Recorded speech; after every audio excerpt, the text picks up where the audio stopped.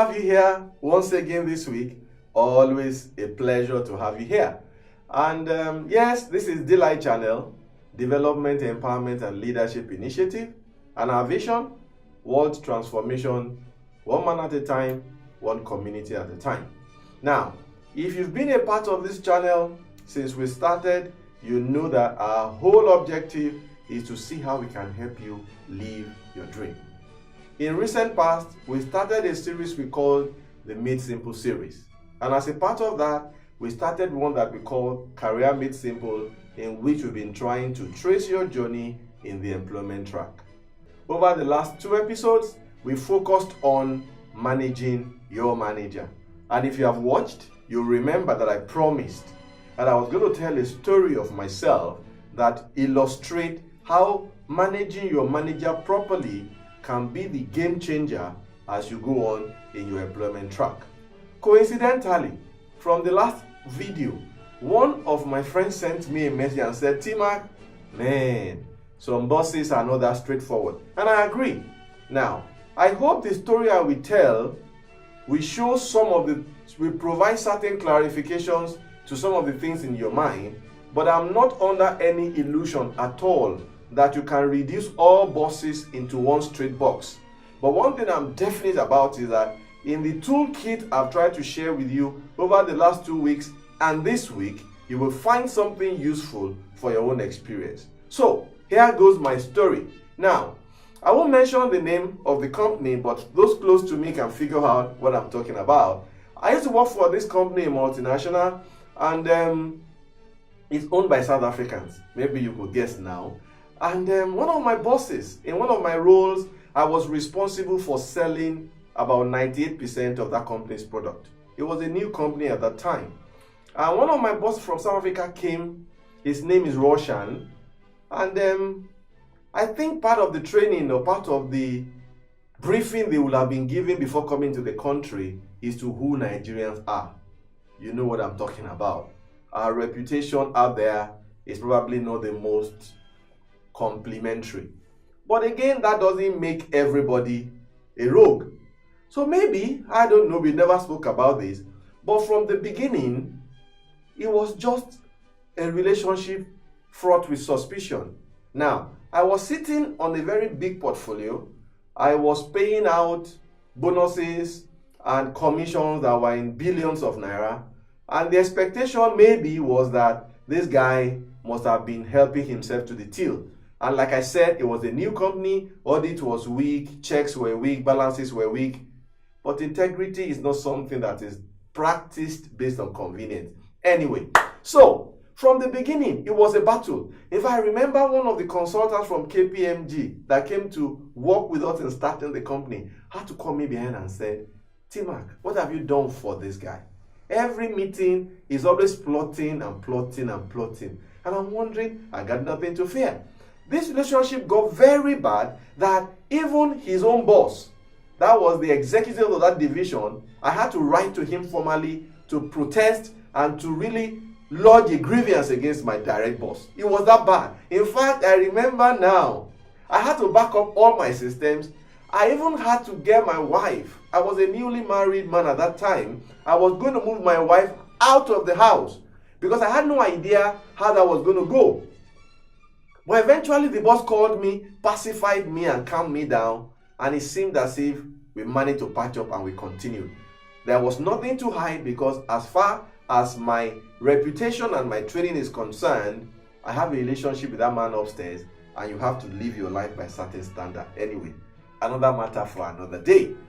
Fast wind the story a few years down the line, and this my boss, Roshan, now had the responsibility of moving to another division of the organization to go and do a transformation job. There was a big problem with the system that was being run in that other division. And when he got the job, can you guess what was the first thing he wanted to do? Maybe you couldn't. He wanted me to come with him onto the project. What would you think was my own first reaction? Nay, I'm not going near that. In fact, when we heard that he was going, everybody was coming to congratulate you that congratulations. Finally, you can breathe. You can have a life. But, you know, I've taught on this channel the need for you to have a life plan. That move connected very strongly with my life plan. And like I said, I'm a Christian and I'm not ashamed to say it. And God talks to me because I got a relationship with Him. So I went to pray and God said I should go. My wife was reluctant. Everybody was reluctant. So I went onto this job, and under the circumstances, things were better between us. But that's one side of the story. The other side of the story was then that every night as we were about to close, I will notice that Russian will stay back. He will still be in the office. Now, that is not unusual because expatriate life, yes, minimal social life, they're usually all about work. But I kept noticing that this man wasn't just fiddling away or playing games. His family was here and he had a very exciting family. Sometimes he brings them to the office. So I got curious as to what was keeping him behind. So I started this practice of every day before I go off work, I go to him and say, Russian, anything I can help you with? And initially it was, no, tmak, I'm fine. Then one of those days when I asked, he said, yeah, there's something you can do for me. What was it? Now remember, at this point, I was a manager. What could I do for him? I could help him fetch printed documents from the network printer.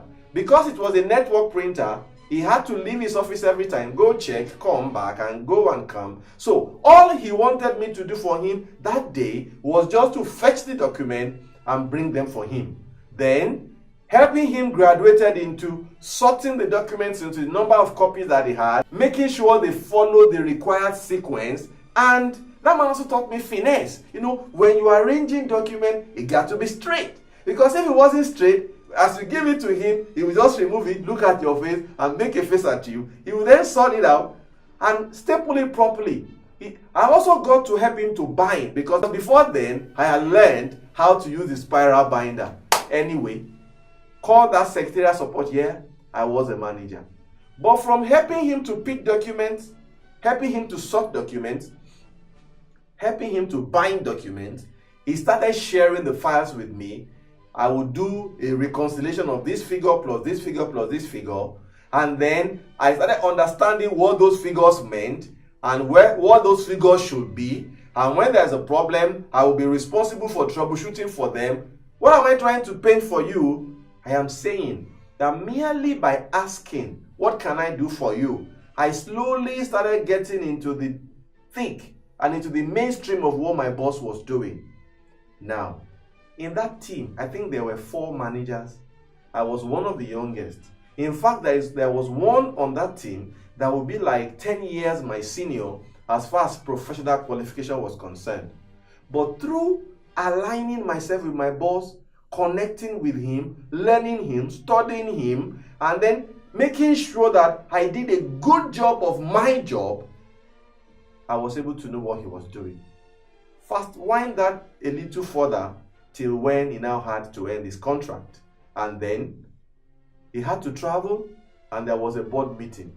It became a natural choice that I was going to be the one to act for him while he was away, because of all the other managers, I knew the most of what he was doing. Fast wind that to when he had to leave Nigeria at the end of the contract. Can you guess where the story is going? That, in my personal opinion, was the most significant thing that made me most qualified to succeed him as a senior manager when he left. Let me tell you, that story didn't end there.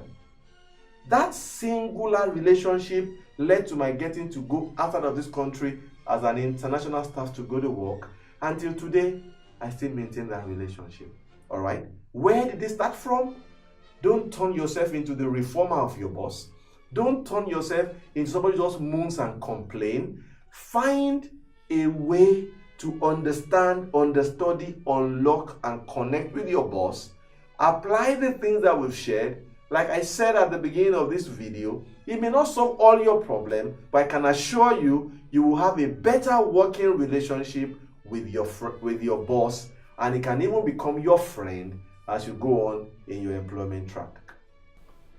Has that been useful for you? I hope it has been. Let me have your comments, and if you know anybody that needs to know about this, share without boundaries. Feel free to let us know how this is making sense to you. And if there's anything we need to clarify, I'm happy to do that. Always a pleasure to have you here. Tmak is still my name, and all I'm trying to do is what? Make a little difference. So, see you next week as we continue the conversations. Thanks, and bye.